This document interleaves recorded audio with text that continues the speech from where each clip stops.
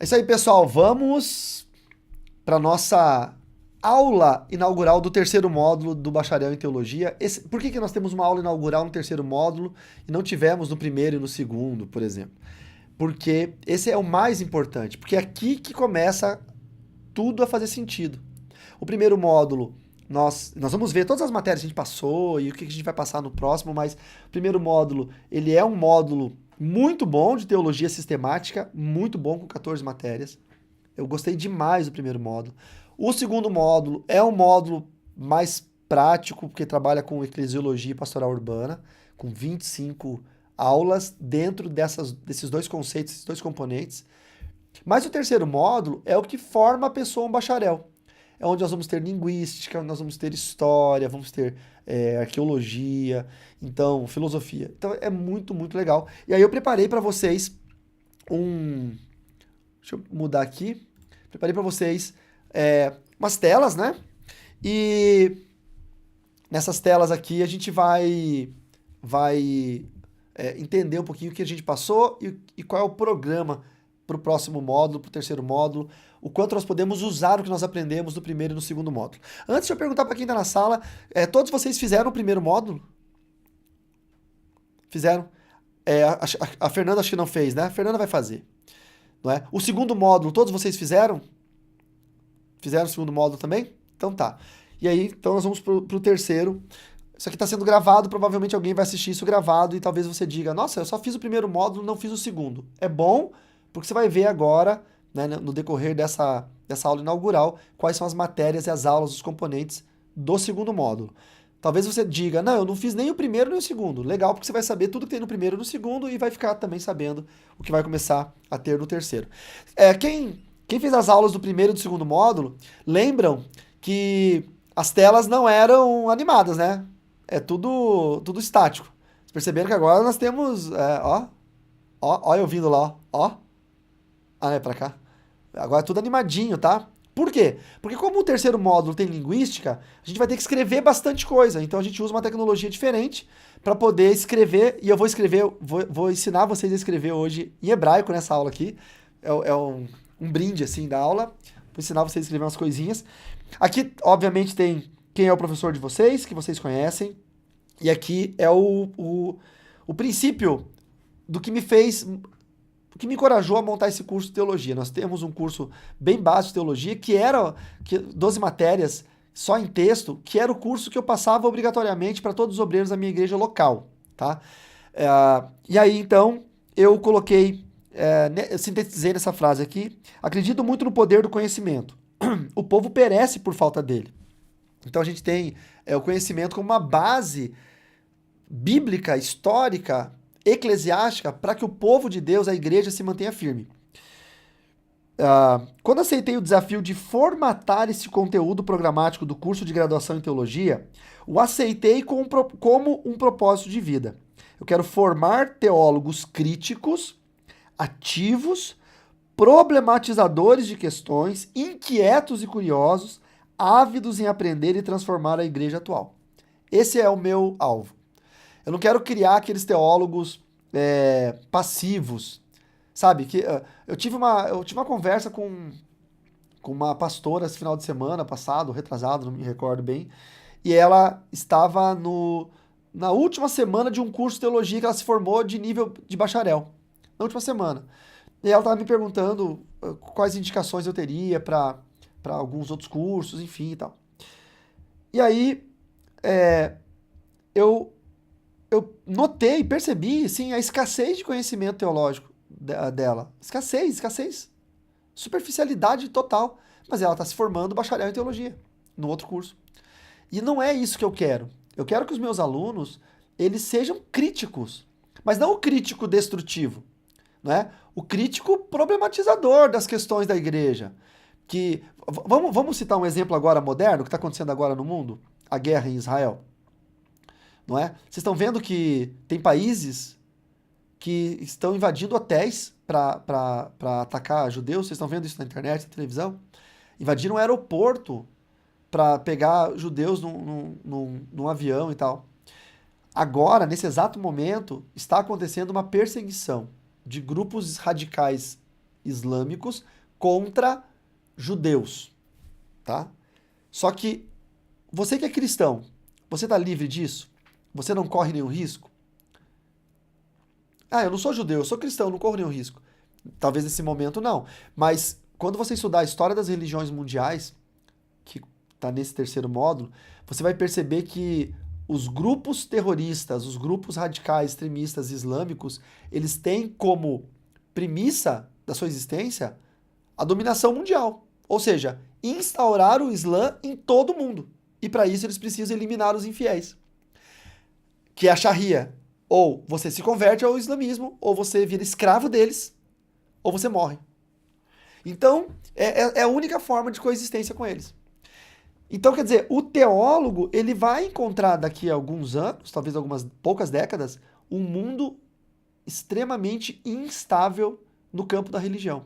Por isso nós precisamos criar teólogos fortes, teólogos guerreiros, teólogos críticos, ativos, que estejam prontos para transformar a igreja atual.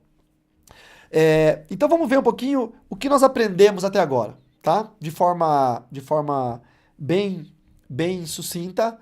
Esses são os componentes do módulo 1, né? Que nós demos o título de pós-médio, ok? E uma titulação também, um certificado de pós-médio.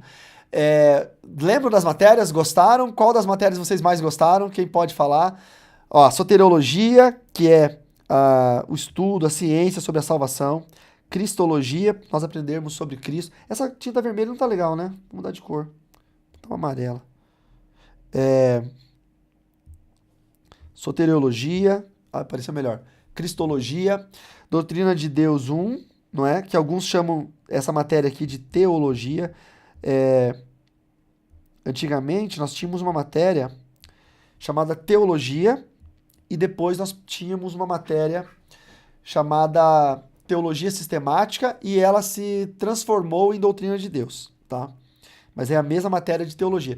Tanto que quem fez aquele cursinho básico de 12 matérias que tem lá no site, né? A matéria é teologia. Não tem matéria doutrina de Deus. Que é a mesma coisa, né? Teus Logos.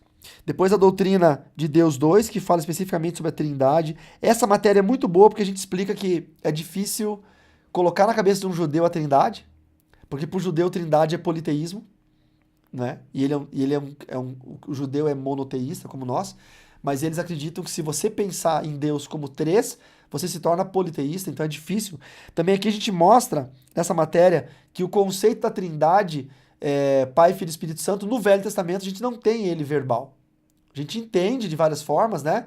Mas não tem ele sendo dito. Agora, no Novo Testamento, você vê Jesus falando, né? Batizai-vos em nome do Pai, do Filho e do Espírito Santo. Você percebe isso até também de forma presencial. Quando Jesus Cristo estava no Rio Jordão, ele saiu do Rio Jordão, uma pomba, o Espírito Santo em forma de pomba desceu sobre ele e a voz de Deus se ouviu no céu. Naquele momento, o Pai, o Filho e o Espírito Santo estavam juntos, né? Na terra. Tava o Pai falando, o Espírito Santo sobre o Filho e o Filho ali saindo do rio. Então, você consegue perceber.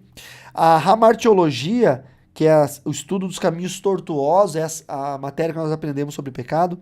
A paracletologia, que também era chamada de pneumatologia antigamente, hoje é paracletologia, que é o estudo sobre o Espírito Santo.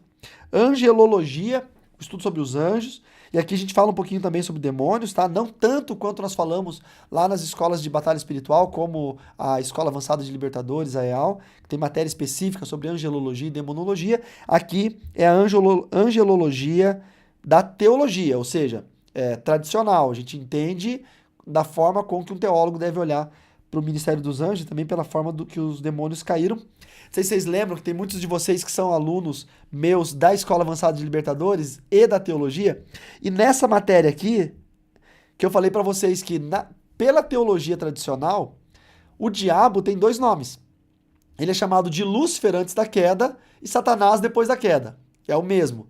Mas lá na teologia da batalha espiritual, nós entendemos que os satanistas mudaram esse nome e eles passaram a chamar dois demônios diferentes, um de Lúcifer, outro de Satanás. Não é? Com Aleister Crowley, quando escreveu o Telema, separou os 4 livros do Telema como o nome dos príncipes revelados do inferno. Um é Lúcifer, Belial, Leviatã e Satanás. Então, você percebe que são 4 seres distintos e Satanás e Lúcifer são 2 seres distintos. Mas é a visão lá da batalha espiritual de quem estuda sobre isso, de quem estudou o satanismo e afins, né?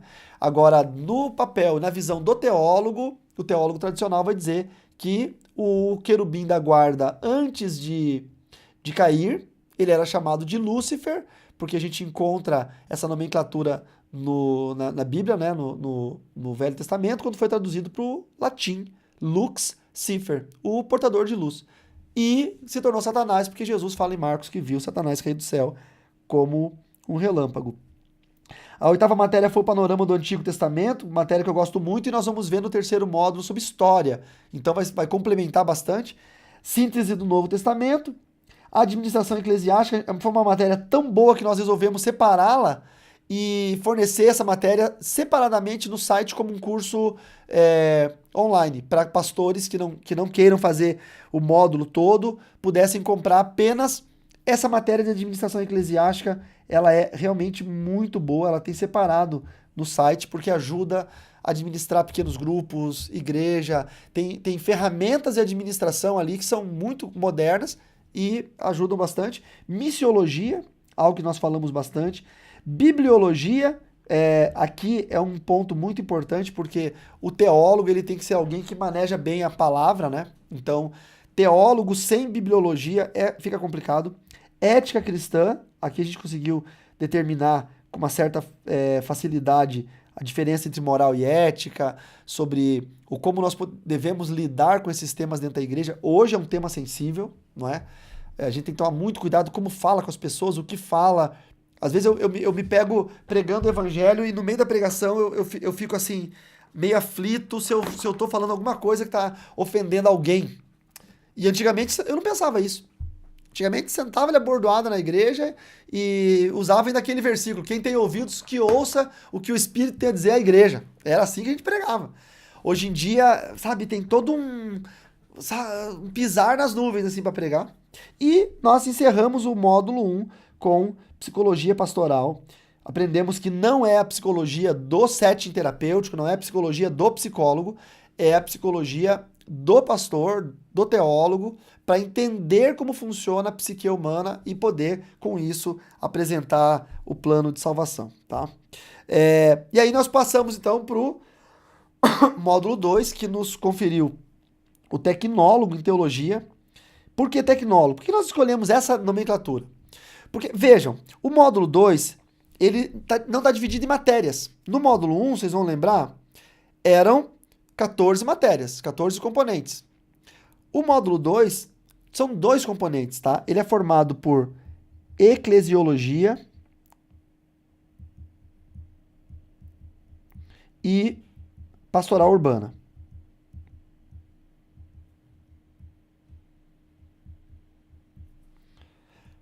Esses 2 componentes formam essas 25 matérias ou submatérias, temas, que nós apresentamos dentro do módulo 2.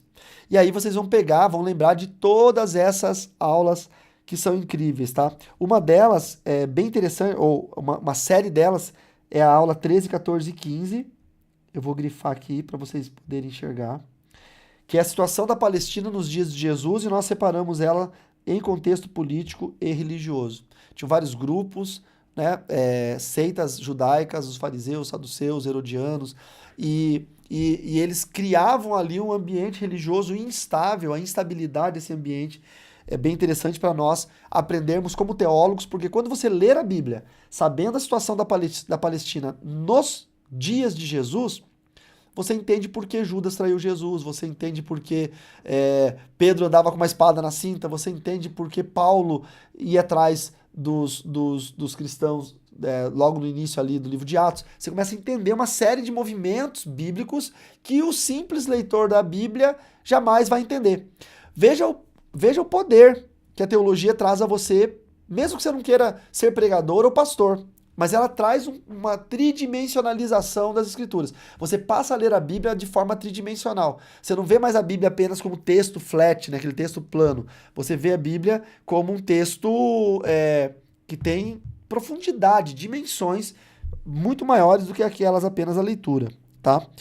Aqui nós também temos sobre cidades, a sua história de desenvolvimento, são 3 partes, da 10 a 12, porque dentro do contexto da pastoral urbana, a gente precisa entender como é a evangelização nas cidades e nós precisamos utilizar isso no dia a dia. Então esse módulo 2, ele é bem focado para o serviço pastoral. Conhecer a igreja, que é a eclesiologia, e a pastoral urbana, aplicar o conhecimento do teólogo à comunidade local. Eu sou líder de um ministério, eu sou líder de uma célula, sou um pastor auxiliar, sou um pastor de uma congregação, eu sou pregador da minha igreja que de vez em quando leva o evangelho para a igreja. Até o pregador precisa saber a realidade da igreja para não ir lá e pregar algo que não vai criar nenhum efeito na igreja local. Não é? Eu, quando vou pregar numa igreja, eu sempre peço para o pastor local qual é o tema que ele está usando, qual que é a realidade do local, para que eu possa contribuir com a pregação, com a exposição do evangelho para a realidade da igreja local. Eu vou dar um exemplo para vocês, um exemplo bem interessante que aconteceu conosco. Eu convidei uma vez, há muitos anos, um pastor para pregar na nossa igreja. Nós temos até hoje lá na Igreja do Paraná, um ministério de louvor muito bem estruturado, com meninos crentes, honrados, que chegavam no horário, cumpriam com suas obrigações quanto a horários de ensaios e todos fiéis em dízimos e ofertas e com suas famílias bem estruturadas. Então, nosso ministério de louvor era um bom ministério. Né? Como músicos, assim, músicos medianos ali, mas que bem ensaiadinhos conseguiam apresentar algo muito bom para a igreja, mas crentes excelentes. Excelentes, andavam comigo, eram os meus discípulos, eu dava discipulado para eles. E aí eu chamei um pastor de uma outra cidade para vir pregar na nossa igreja. Esse pastor, bem provavelmente, estava com um problema no ministério de louvor. Porque a pregação dele foi toda batendo nos músicos do louvor da igreja. Falando que músico de louvor não se compromete, que músico de louvor não ora, que músico de louvor só quer palco, que músico de louvor vem pra igreja achando que é show, toca, que é aplauso e não sei o quê. E foi horrível o culto, porque ele falou uma mensagem que funcionaria bem, talvez, na igreja dele, mas na nossa não fez sentido, porque os meninos eram uma bênção. Tanto que eu tive que meio que, depois que ele pregou, eu falei, olha, irmãos, às vezes Deus fala por códigos pra igreja, tá? O pastor falou só sobre músicos de louvor, mas o nosso ministério de louvor é uma bênção. Os meninos são meus discípulos pessoais, eu acompanho eles são uma bênção.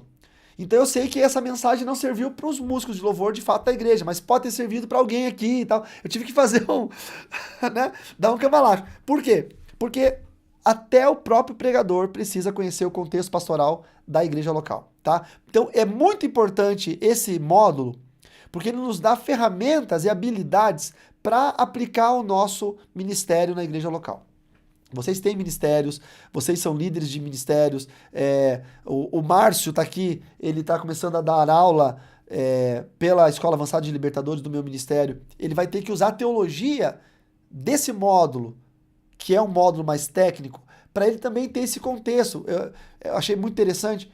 Ele preparou um curso agora para poder aprimorar as habilidades do Ministério de Intercessão da igreja dele, e ele me disse, olha, eu vou começar com tal componente porque eu quero que eles aprendam tal função no reino, que eles aprendam a olhar melhor as pessoas, mapear melhor as pessoas que eles vão estar intercedendo. Eu acho que isso aqui é o caminho certo e tal. Tudo bem, ok, não é? Podia ser outro componente? Podia. Esse é muito bom para começar, é muito bom. Mas é legal que ele está preocupado com a igreja local, com a forma de servir a igreja local. E isso é a teologia pastoral urbana que causa em nós. Não é? O teólogo, o jovem teólogo que aprende um pouquinho de hebraico, um pouquinho de grego, homilética e oratória, ele vira pregador. Mas ele prega sem saber a Bíblia, sem entender nada, sem se preocupar com quem ouve, sem ética.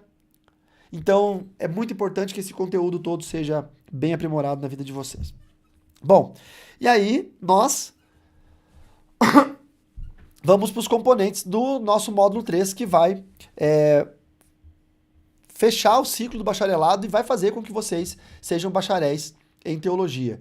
E eu estou bem empolgado de verdade com essa nova fase. Vai ser um grande desafio porque são 18 matérias. Cada matéria é muito grande.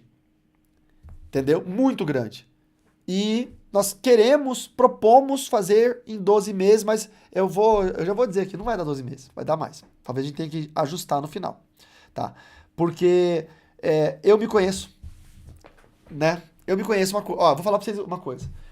Só de livro acadêmico, de livros acadêmicos que eu separei para fazer toda a plissagem de conteúdo acadêmico, teologia você não inventa nada, você tem que fazer, é material de pesquisa. Tá em cima da minha mesa. 1, 2, 3, 4, 5, 6, 7, 8, 9, 10, 11, 12, 13 livros aqui em cima da mesa para montar as 18 matérias. Então, assim, é muito, muito conteúdo. Eu me conheço. Eu vou pegar uma matéria e vou dizer assim, isso aqui eu posso cortar, isso aqui eu posso adaptar, isso aqui eu posso reduzir, posso sintetizar, eu posso melhorar essa fala aqui, beleza. Na hora de começar a matéria, eu extrapolo, eu faço muito grande. Porque eu sou um apaixonado por tudo isso. Ó, para vocês entenderem. História da teologia. Como é que eu vou fazer uma matéria curta disso aqui? É a história de vocês. A história da teologia, ela começa em Deus, ela começa no Gênesis, e ela está sendo escrita na vida de vocês. Vocês estão estudando teologia. Então, olha o tamanho dessa matéria, gente. Eu posso? Claro que eu posso. Mas eu quero que vocês se sintam parte da teologia. Eu não quero, sabe, eu quero que vocês usem aquela camisa de teologia, de teólogo, assim, com honra, com orgulho. Quero que vocês cheguem nas igrejas assim, ó, teólogo. É igual quando o cara vai fazer medicina, ele bota a camisa de medicina do curso dele. Ele tem orgulho de fazer medicina. Educação física. Vocês têm que pedir. Quem não pediu a camisa da teologia, vocês têm que pedir. E usar. A Meg tem uma batinha da teologia, não é? Tem uma batinha. Então, porque a história da teologia é a história de vocês, tá? Vocês não, essa matéria aqui, ela é extraordinária. Olha essa, história das religiões mundiais. Tem como ser curta essa matéria? Meg, devia ter colocado. Tem como ser curta essa matéria, gente? Não é? Só se nós formos falar aqui, ó. Nós temos aqui um padre católico, um imã dos muçulmanos, temos um budista. Só que já dá pano pra manga. Se a gente for separar, pelo menos, né, não dá para colocar todas as matérias mundiais. Vamos colocar assim, vamos pensar em 8 principais. Vamos lembrar 8 religiões principais. Islamismo, judaísmo, o cristianismo a gente pode só pular porque vai ter matérias mais sobre a igreja. Então vamos lá. Islamismo, judaísmo, budismo, hinduísmo, taoísmo,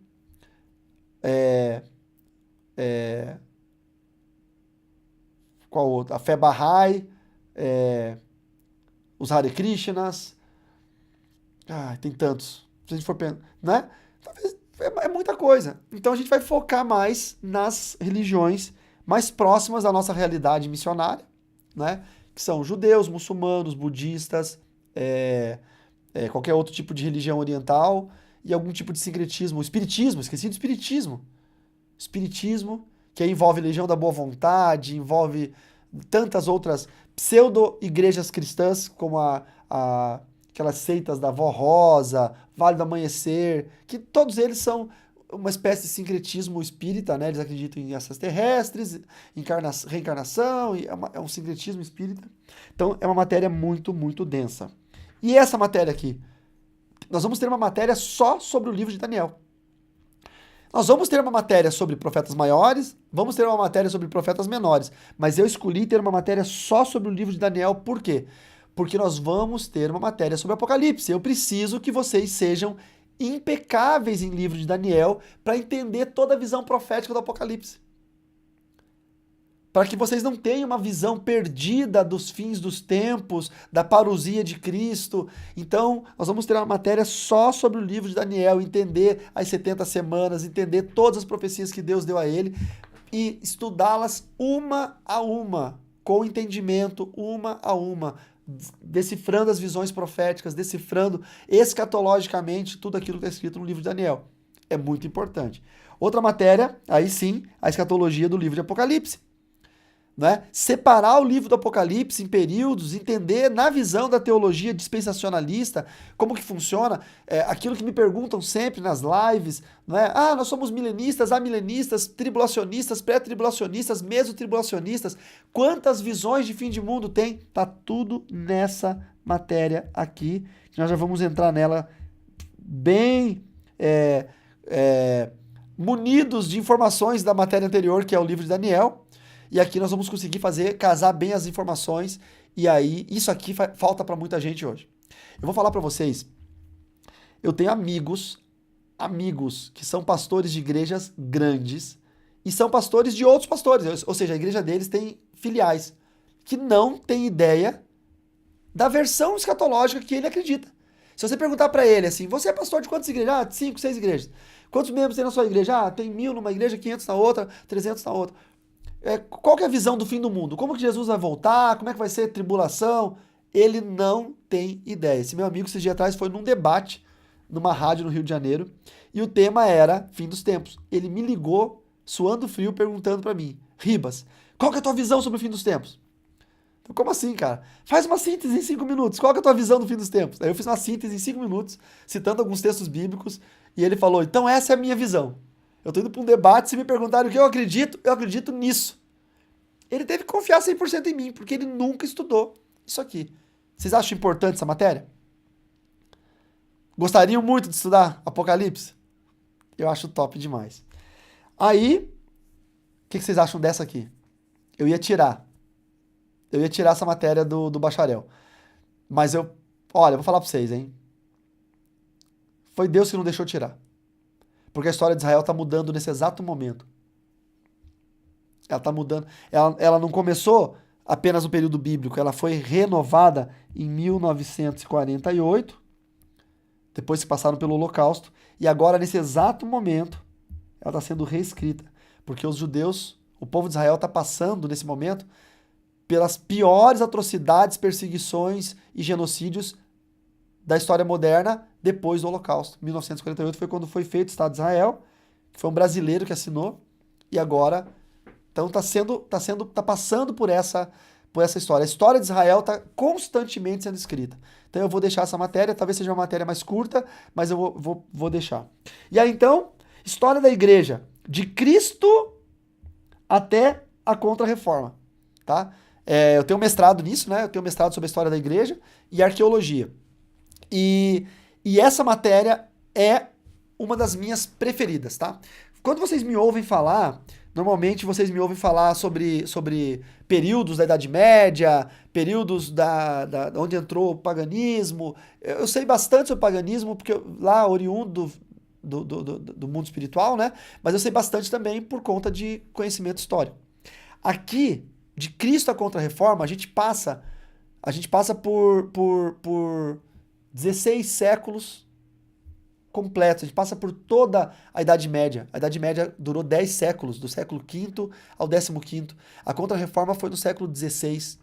Então, assim, nós passamos por 16 séculos de história. Vocês vão conhecer tudo, desde Cristo crucificado e ressurrecto, até os 4 séculos até Constantino, o Império se tornando teocrata, o paganismo entrando na história da igreja, aí os feudos, quando a igreja se tornou feudal, os reinos, né, os sacro-impérios.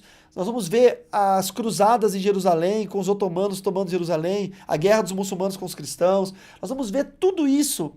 Aí nós vamos ver Lutero se levantando, a Reforma Protestante, que hoje, inclusive, 31 de outubro, né, nós comemoramos o dia em que Lutero pregou as 95 teses na porta de Wittenberg, lá em 1517, e depois veio a Contra-Reforma, ou seja, a Contra-Reforma foi uma maneira que a Igreja Católica teve na época de tentar barrar os protestantes. O que fez com que a Contra-Reforma não tivesse sucesso, não obtivesse êxito, foi a Confissão de Westminster, que nós vamos estudar também, porque graças a Deus, quando se reuniram, os ingleses da época se reuniram com todos os outros irmãos que confessavam a fé protestante, eles criaram um padrão, eles padronizaram, eles normatizaram a fé protestante, de acordo com os livros que seriam considerados os livros canônicos e toda a nossa conduta, por exemplo, como seria a Santa Ceia, como seria o apoio às pessoas mais necessitadas, e aí, de fato, nasceu a alavancagem para a igreja que nós temos hoje. Independente se a tua igreja é batista, Assembleia de Deus, quadrangular, metodista, tudo isso verteu de um processo histórico da igreja de Cristo até a Contra-Reforma. Nós vamos ter uma matéria só sobre isso. Tá? Essa matéria não só para mim é muito importante, porque eu estive em muitos países europeus onde a Contra-Reforma aconteceu, eu estive em igrejas em alguns países da Europa, os cristãos foram mortos. Tem portas ali de igrejas onde, historicamente, naquela porta, os cristãos eram decapitados por conta dessa contra-reforma. Era encontrado um cristão que não era católico, que era protestante, ele era morto. Então a igreja sobreviveu de Cristo à contra-reforma. Nós vamos ter uma matéria só sobre isso, tá? E aí nós vamos ter outra matéria sobre a história da igreja no Brasil. Aqui eu coloquei uma foto linda da primeira Igreja Assembleia de Deus do Brasil. Você perceba que eles continuam firmes, né? Os irmãos continuam bem arrumadinhos de terninho, bonitinhos. E nós vamos ver quais foram as primeiras igrejas brasileiras, igrejas evangélicas, como que a sua igreja nasceu, por exemplo, não é? Eu sou batista, eu sou assembleano, eu sou quadrangular, como que a sua igreja nasceu? Quando que ela veio para o Brasil? Foi fundada aqui ou ela veio de fora? Nós vamos estudar um pouquinho sobre a história da igreja no Brasil. Muito importante para o teólogo, ok? E aí, então, os livros proféticos e poéticos, tá? Bem importante, porque tem um conjunto de livros que nós precisamos estudar na Bíblia. Mas nós estudamos um panorama do Velho Testamento no primeiro módulo e a síntese do Novo Testamento no primeiro módulo. Sim, mas agora vai ser o estudo de cada livro, os proféticos e os poéticos, e depois nós vamos estudar os profetas maiores e menores. Mas a gente estudou Daniel. Nós vamos passar por Daniel de novo. Mas lá na matéria do livro de Daniel, é uma matéria mais focada no profeta Daniel para a escatologia dos últimos tempos, tá? Então a gente vai estudar de novo aqui. E também nós vamos estudar o Pentateuco, né? Que são os 5 livros de Moisés, que também é chamado de Torá para os judeus, que é o Gênesis, Êxodo, Levítico, Números e Deuteronômio. Então a gente vai estudar o Pentateuco, toda a estrutura do Pentateuco, é muito interessante, tá? Lembrando que Moisés ele é anterior à escrita hebraica, ou seja, quando Moisés escreveu esse livro, ele escreveu numa linguagem mais simples, por isso que Gênesis, Êxodo, ele é um livro mais estatístico. Por exemplo, Números é um livro estatístico, porque a linguagem era mais simples, a gente vai saber tudo isso nessa matéria. Bem interessante. E aí vamos para filosofia. Não há teólogo sem filosofia. Por quê? Porque não sei se vocês sabem dessa, mas eu gosto muito de falar isso. A teologia é a mãe da filosofia. A filosofia nasceu da teologia. Chegou um momento em que os filósofos pré-socráticos, os filósofos antes de Cristo, eles não queriam aceitar que todo o conceito fosse teocrático. Eles não queriam aceitar que tudo vinha de Deus. Eles queriam entender que algumas coisas vinham da natureza humana, vinham do entendimento pessoal, vinham da observação da natureza, e eles romperam com a teologia e começaram a criar a filosofia, não é? Vem da palavra philos, logos, que é amigo do saber, ou amigo do conhecimento. Só que tem um grande lance. A maior parte dos pensadores da filosofia, seja da Idade Média, pós-socrática ou modernos, a maioria deles estudou teologia. Você vai pegar vários, você vai ver a biografia dele, era teólogo. Inclusive, eu tive professores no meu curso pós-graduação na PUC em Neurociência, que eram pensadores ou filósofos ou historiadores que eram teólogos. E são ateus, inclusive. Leandro Carnal cursou teologia, é ateu. O Luiz Pondé foi meu professor, cursou teologia, é ateu. Por que eles cursaram teologia? Porque a teologia, ela traz toda a base da filosofia. Toda a base da filosofia. Você vai pegar o perfil de vários filósofos, eles estudaram teologia porque a filosofia saiu da teologia. Filosofia saiu da teologia, sociologia saiu da teologia, antropologia saiu da teologia, medicina saiu da teologia. Por quê? Porque se você for pegar o termo patológico, patos,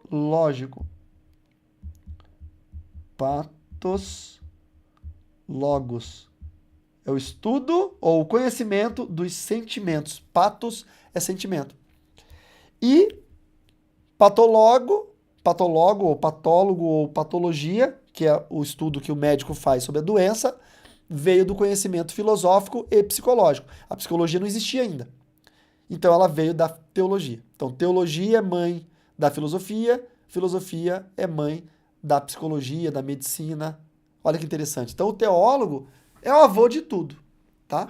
Você está com a base do conhecimento humano, natural e sobrenatural, porque a teologia veio lá dos povos primitivos, porque eles acreditavam num Deus, mas eles não tinham ciência. Então, quando a gente passou a acreditar em um Deus e passou a entender esse Deus como criador de tudo, você passa a estudar tudo e determina que isso foi criado por Deus.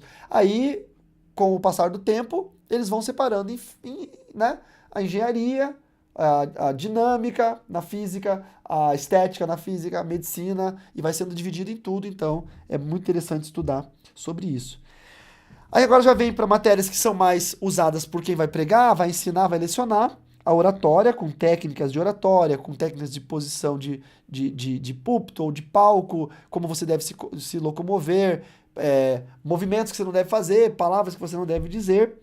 Também está associada à homilética. A homilética é o estudo sobre o sermão ou a pregação, tá? Homilia é pregação. Então aqui você vai aprender a montar um sermão, a montar uma pregação. Poxa, o meu sonho é pregar. Eu vejo aqueles pregadores pregando bonito, começo, meio e fim. É porque ele tem uma boa homilética. Tá? Domingo agora passado na igreja, anteontem, o pastor auxiliar da igreja, o pastor Mateus, é um jovem recém-formado no seminário, coisa de 3 anos, ele trouxe a palavra. Impecável, palavra começo, meio, fim, com entendimento, assim, eu tava voltando para casa de carro falando com minha esposa e com meu filho. Falando, olha, fazia muito tempo que eu não tinha, assim, prazer teológico.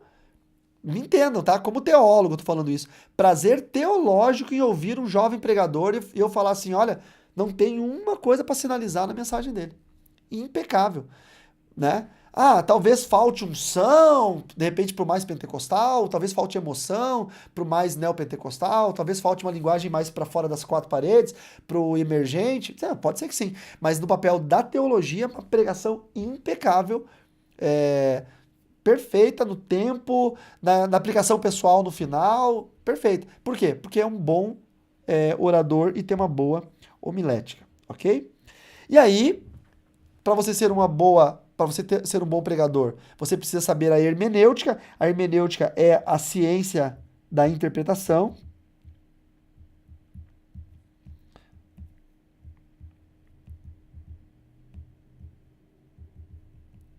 Quando a gente escreve só com o computador, a letra fica péssima.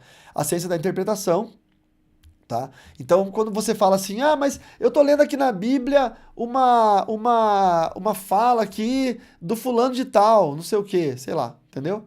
Aí você entende errado. Aí a gente vai lá, os teólogos, né? Nós teólogos aqui, vocês semi-bacharéis ainda, né? Mas já quase, são os bacharelandos, né? Vão dizer assim, não, você interpretou o texto da Bíblia errado. Esse texto aqui tem uma interpretação dessa forma, não é literal, por causa disso, disso, disso. Aí eles perguntam, mas como é que você sabe? É porque eu sou bacharel em teologia e eu estudei hermenêutica. Então, dentro dessa matéria é que você vai saber todos os textos, tanto de Velho e Novo Testamento, a forma correta de interpretar a Bíblia. E como que eu vou interpretar a Bíblia? Com a próxima matéria, que é a exegese. Tá? A exegese é a ferramenta. A exegese é essa bússola, essa lupa, são as ferramentas que você usa para conseguir extrair do texto bíblico o entendimento correto. Exegese é pegar, extrair alguma coisa, tá? E aí tem uma forçação de barra que é exegese, que é exegese. A exegese é uma forçação de barra. É quando você pega alguma coisa que não está ligada ao contexto bíblico e você quer forçar a barra para que aquilo aconteça. Por exemplo, eu fui num culto numa igreja uma vez, não vou falar qual é a igreja, mas foi bem interessante. O pastor falou que a árvore do conhecimento do bem e do mal era o dízimo. E porque Adão não deu o dízimo, Deus expulsou ele do paraíso. Isso é uma exegese, ou seja, ele pegou um texto que não tem a menor correlação, ligação com o dízimo, e ele forçou uma barra ali para fazer as pessoas, sei lá, levarem oferta, serem fiéis no dízimo, ele forçou a barra. Não é? Quem não é teólogo, o pastor que está falando, acredita. Quem é teólogo faz assim, Não é isso, né? Interpretou errado. Então a gente vai ter a exegese bíblica, que é uma ferramenta interessante, e aí nós vamos ter o hebraico instrumental. Qual que é a diferença do hebraico instrumental para o hebraico... tem um outro termo que eles usam nos cursos, que é só aquele hebraico que ensina o beabá. O instrumental você vai aprender gramática, pronomes, vai aprender pronome normativo, vocativo, vai aprender verbos, uma série de coisas que vai te permitir usar o hebraico, tá? Por exemplo, aqui nós temos o alfabeto hebraico. Olha que fácil que é o hebraico. No hebraico ele só tem 22 consoantes, tá? Então ele não tem, você percebe que não tem vogais, não tem A, E, I, O. Não tem. Então ele só tem as letras consoantes. Aí como é que você escreve, por exemplo, computador sem as vogais? Você pode até escrever, né? Vamos tentar escrever computador sem vogal? Ó, peraí, deixa eu botar uma cor mais forte agora. Um azulão aqui. Vou escrever aqui, ó. Com... O O não pode. Computador. Ó, escrevi. Né? Computador sem vogal é assim. Agora, se eu não falar pra vocês que é computador, vocês conseguem ler essa palavra? Não vai fazer sentido nenhum pra vocês. Vocês vão ler como? Não tem como, né? Parece um alienígena falando. O hebraico é assim, tá? Ele não tem vogal e não tem... Opa, volta. Não tem como ler o hebraico sem ter alguns sinais que indicam as vogais. Que aí é o que a gente aprende no hebraico instrumental. Você aprende a leitura e a fala do hebraico, tá? Então, vamos, por exemplo, ó. Tá vendo essa primeira letrinha aqui? Essa primeira letrinha é o Aleph. E aí você vai aprender a escrevê-la. Vai fazer um traço assim, vai fazer um risquinho para cá e um risquinho para cá. Esse é o Aleph. Na aula, vocês vão estar acompanhando a caneta do professor, fazendo o desenho da letra, para você escrever de forma correta. Igual na escola a gente aprende a fazer o A assim, a professora ensina. Aí depois você, de malandrinho, você faz errado. Você faz assim, ó. Eu faço o A assim. Né? Mas a professora ensina a fazer o O. Né? O O. Aqui a gente vai ensinar você a desenhar a letrinha. Você vai ter um caderno de anotação com todas as letrinhas e você vai aprender a escrever umas coisas bem legais. Vamos fazer aqui por exemplo, vamos escrever alguma coisa em hebraico para vocês. Primeira frase da Bíblia, não é? Qual que é a primeira frase da Bíblia? No princípio criou Deus, ok? Então, no princípio criou Deus. No princípio é um termo só, que se escreve Bereshit, tá? Criou é um verbo, criar, se escreve Bará. E Deus, na pessoa da Trindade, se escreve Elohim, tá? Esse Rim, H-I-M, é o plural masculino no hebraico, ok? Então, no princípio, criou Deus. Bereshit para Elohim. Como é que escreve isso em hebraico? É só você pegar aqui o B,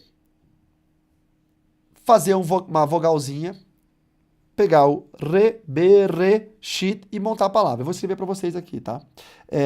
Vou escrever daqui... Ai, meu Deus, toquei na tela aqui. Vou escrever aqui de cima e ele escreve daqui para cá, tá bom? Então, vamos lá. Ó. Bet. O bet, se tiver um pontinho, que é chamado dagesh, esse pontinho aqui, ele vai ter som de B. Se não tiver esse dagesh, vai ter som de vet. Vai ter som de V. Então ele é B ou V. O E é um E médio, esses dois pontinhos aqui. Re e um E curto. E agora o Aleph. O Aleph aqui tem um som de H. Bere. Agora o Shit é um Shin, que se tiver o dagesh aqui no ponto direito, ele vai ter som, ó, esse aqui, ó, Shin. Se o dagesh estiver em cima do ponto direito, tem som de X. Se tiver no ponto esquerdo, tem som de Sim. Olha que particularidade legal do hebraico. Então, Shin. E aqui eu vou colocar um Yod. O Yod, com um pontinho embaixo, tem o som de I.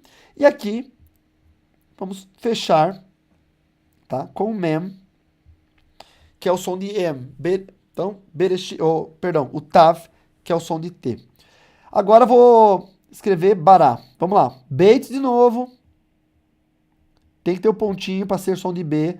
E agora eu vou fazer como se fosse um T aqui embaixo, que é um som de A. Ba. Fazer o Re com mais um A. Bará. E o Aleph com som de H de novo. É um som aspirado. Bará. Ok. E o Elohim, que é o nome de Deus. Como o Aleph tem som de H, veja, ele terminou aqui no final como um A. E agora... Oh, Deus. E agora vai começar como E. Um E longo, E, Lamed, com esse daguesh aqui que é um Yod, Elohim. E aqui um Mem, que é no fundo, que é um M. Então aqui eu tenho escrito daqui para cá, deixa eu mudar de cor. Daqui para cá, Bereshit, Bereshit,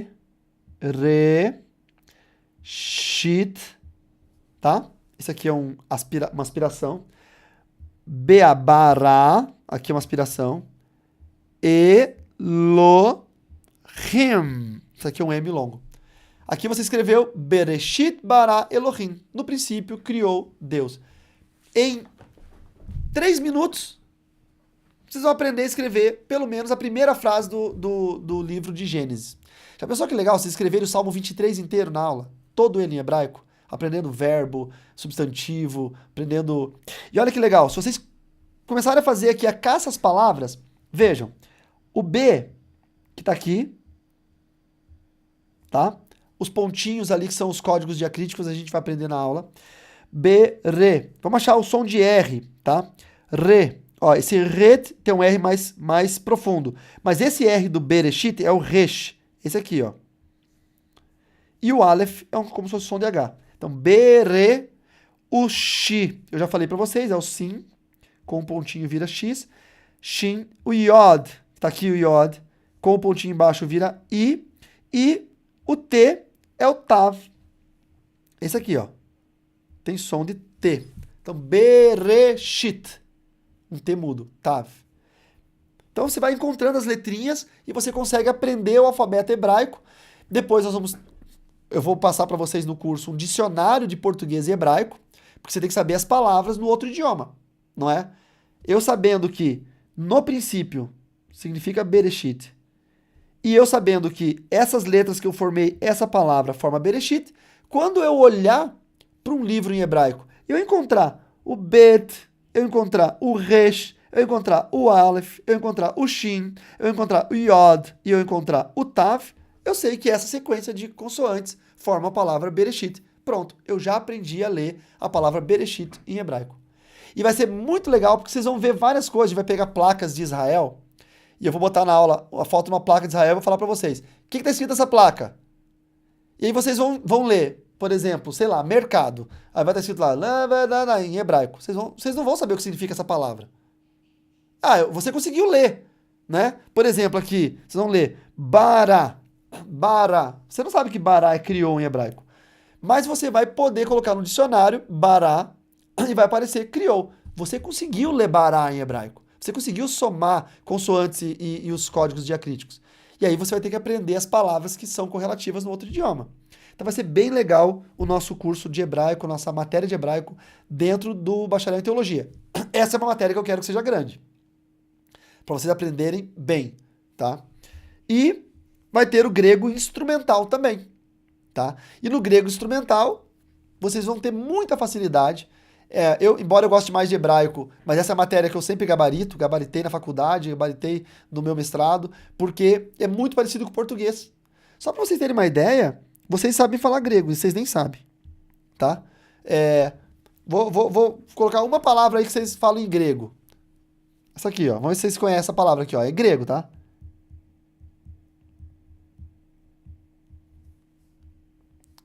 Já viram essa palavra? Diácono. É grego. E essa aqui, ó. É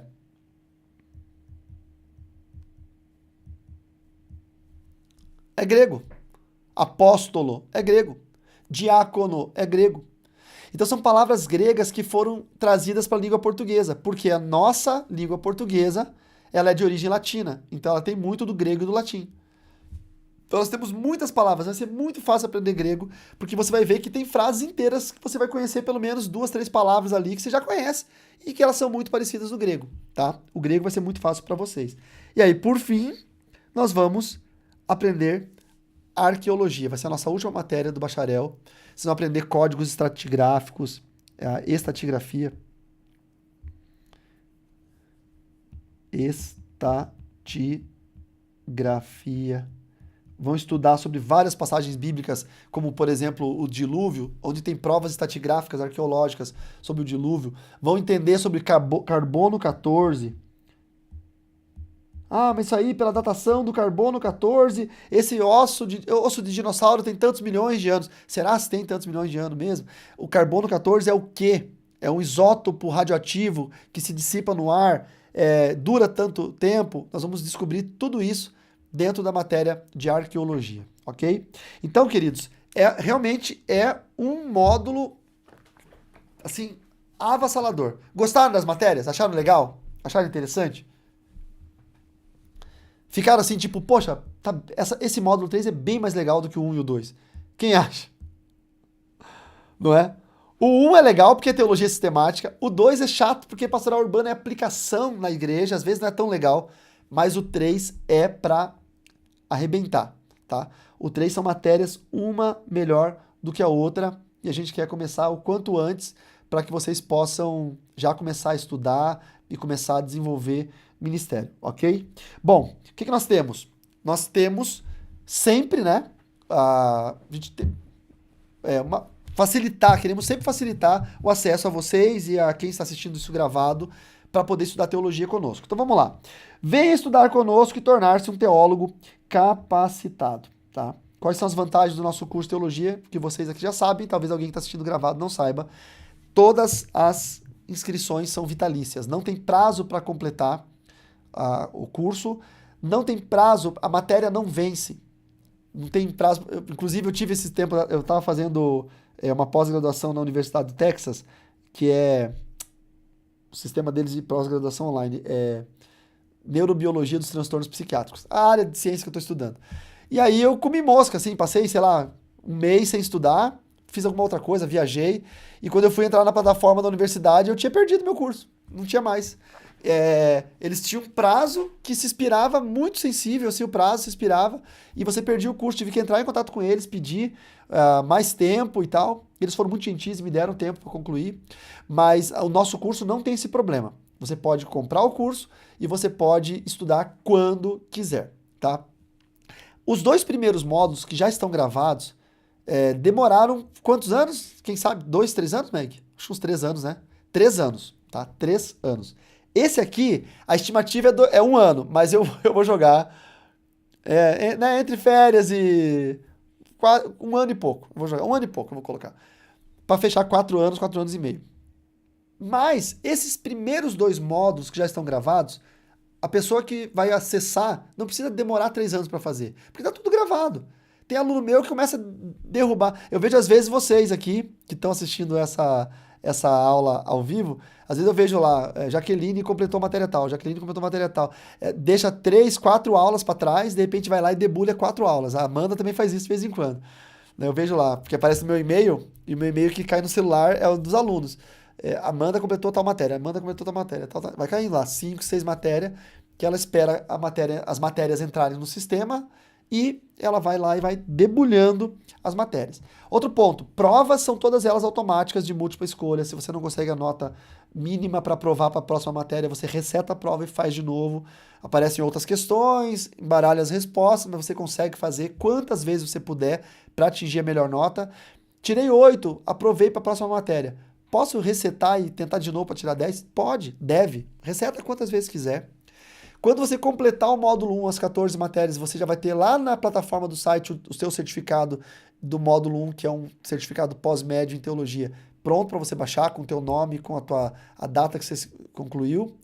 Quando você fizer o módulo 2 todo, vai estar pronto também o seu certificado. E, obviamente, quando você fizer o módulo 3, vai estar o seu certificado de bacharel em teologia. Ok? Bom, preço promocional. Essa promoção de lançamento do último módulo contempla também alunos novos. Ou seja, quem fez o módulo 1 e não fez o módulo 2, quer comprar o módulo 2 e o 3, vai ter uma promoção para você. Quem não fez o 1 nem o 2 e quer fazer o 1, o 2 e o 3 numa, né, comprar o módulo todo, é o caso da Fernanda, por exemplo, vai ter um preço especial para você. É só entrar em contato com a gente, daqui a pouquinho eu vou passar o número, que é o número do ministério, tá?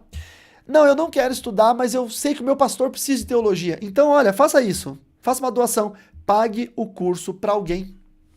De repente você tem um irmãozinho na igreja que é pobre, que não pode pagar o curso, e você tem condição de pagar o curso para ele, e você vê que ele tem futuro na igreja, como obreiro, como ministério, como ministro de alguma coisa, missionário, pastor.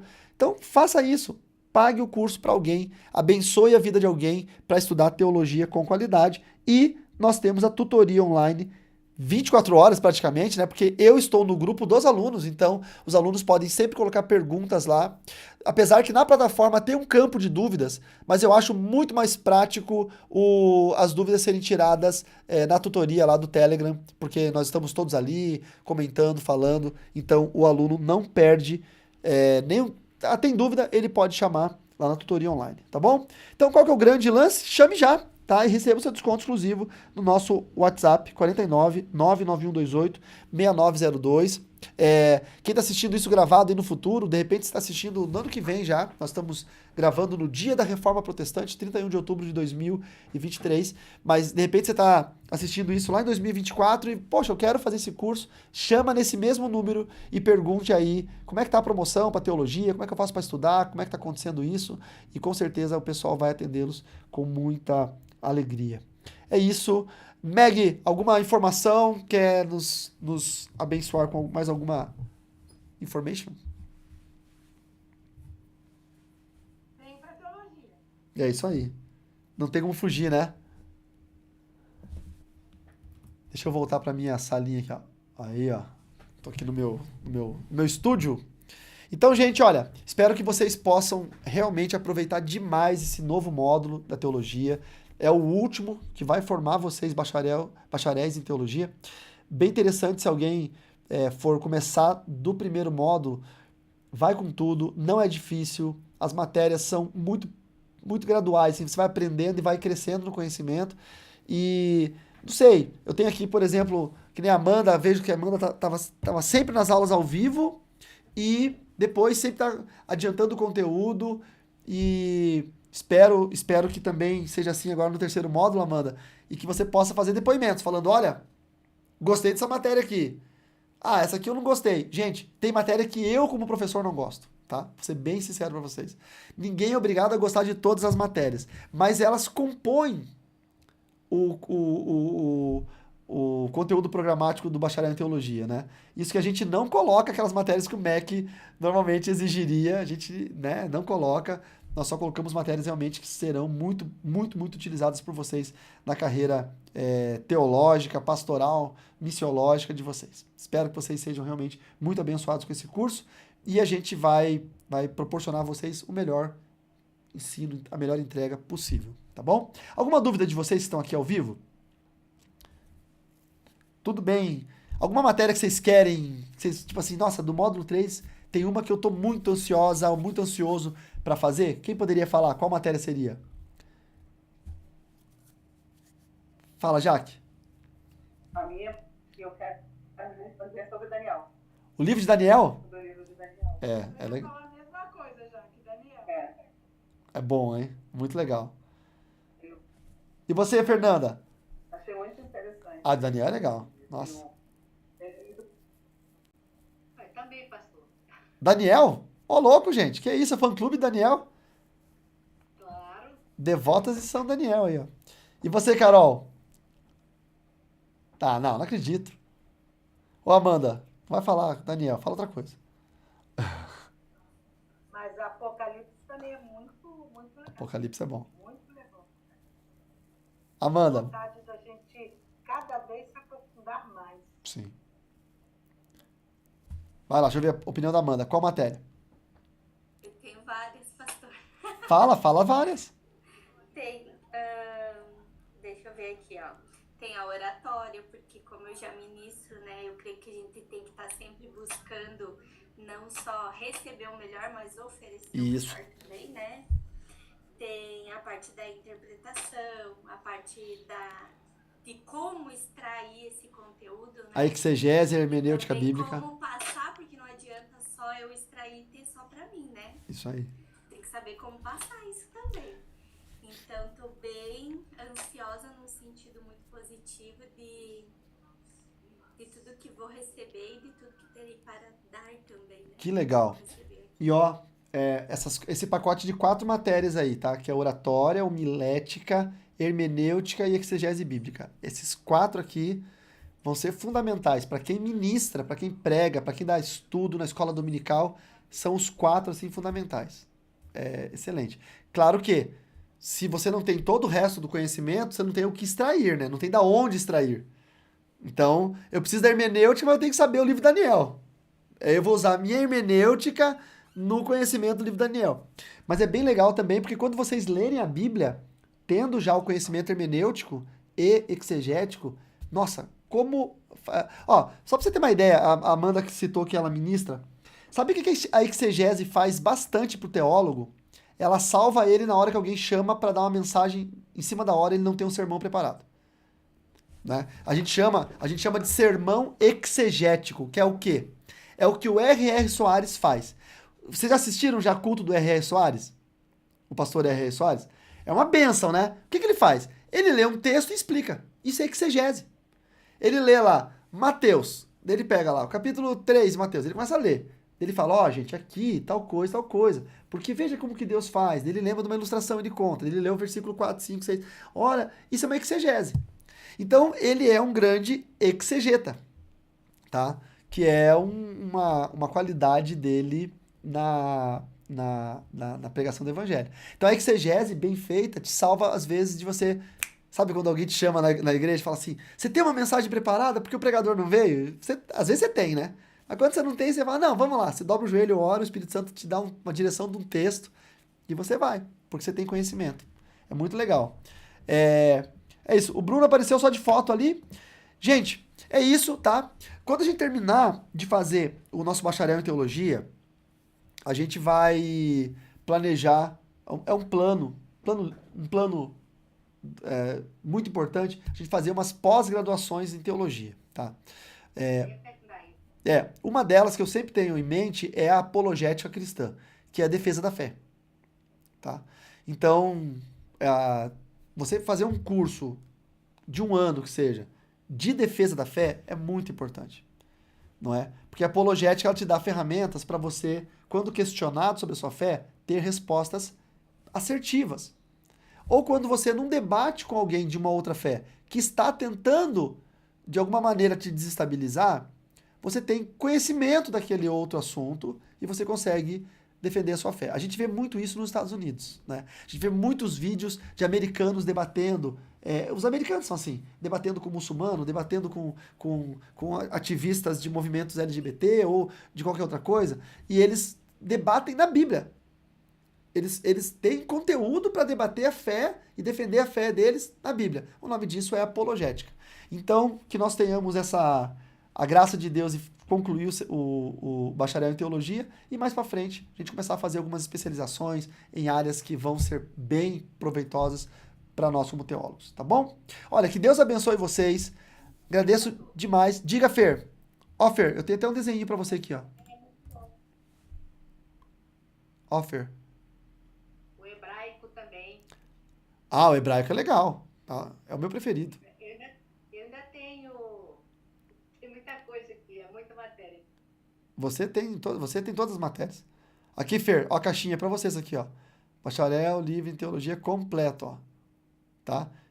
Chame a Meg, ligue já, entendeu?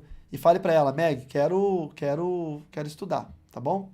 E aí, com certeza ela vai te fazer um bom negócio. Gente, Deus abençoe vocês.